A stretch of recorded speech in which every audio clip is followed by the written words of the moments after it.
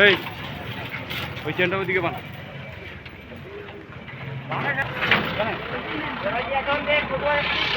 গাড়ির নিচে দিব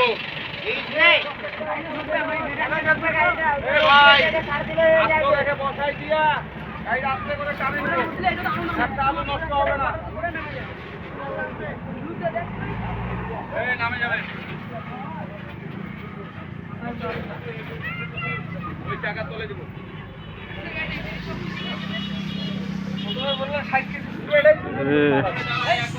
কিভাবে চটকে গেছে